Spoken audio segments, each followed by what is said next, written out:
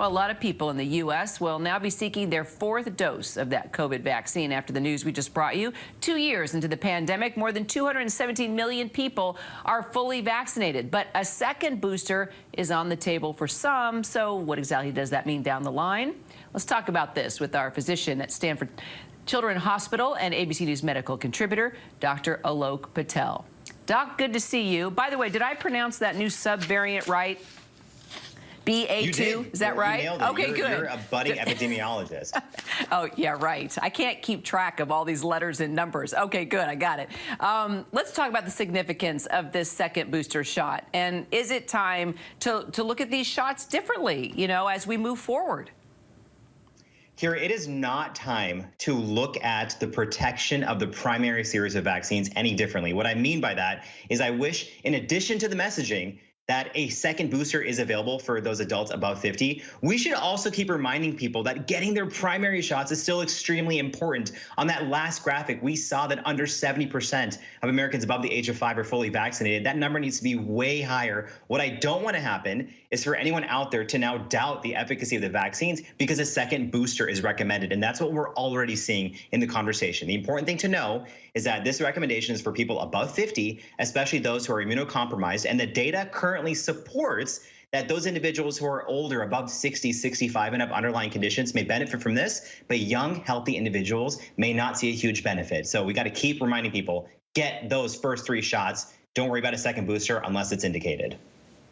Okay, so ages 50 and up, they're eligible for the shot. But what about all of those with pre-existing health conditions?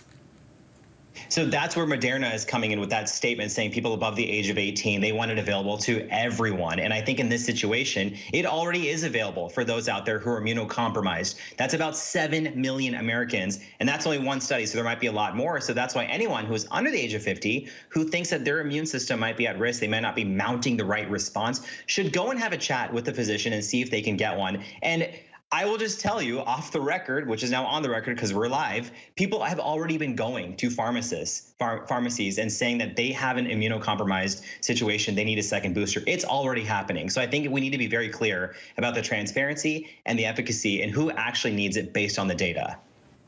Point well made. All right, let's talk about our kids. Parents have been concerned about COVID symptoms, and now it's allergy season. So how can they manage both COVID and allergies? Also, too, my kids have, I thought it was COVID, but no, it's allergies. So I've been giving them tests every day. So there is kind of some confusion and extra worry on behalf of parents for sure.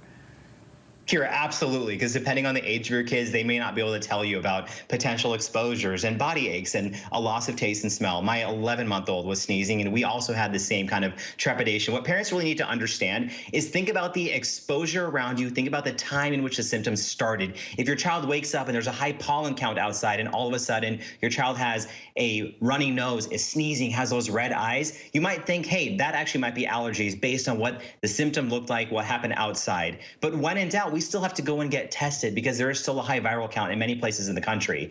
And so what parents need to do is just kind of take a step back, look to see when the symptoms started, what they look like. There might be overlap, and when in doubt, still go and get tested while trying to think about allergy season. I know, it's so nice to have all these home tests and get them, stacking them up.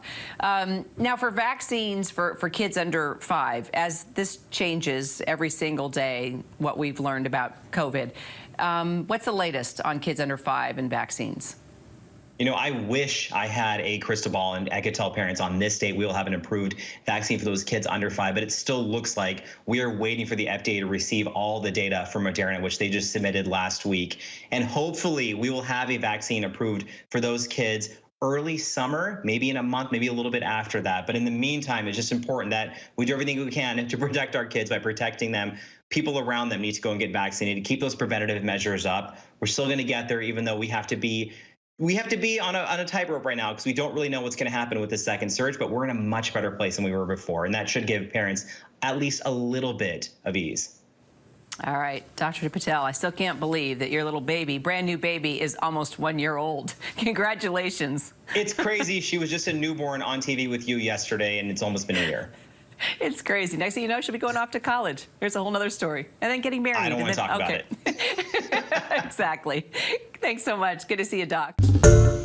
Hi, everyone. George Stephanopoulos here. Thanks for checking out the ABC News YouTube channel. If you'd like to get more videos, show highlights, and watch live event coverage, click on the right over here to subscribe to our channel. And don't forget to download the ABC News app for breaking news alerts. Thanks for watching.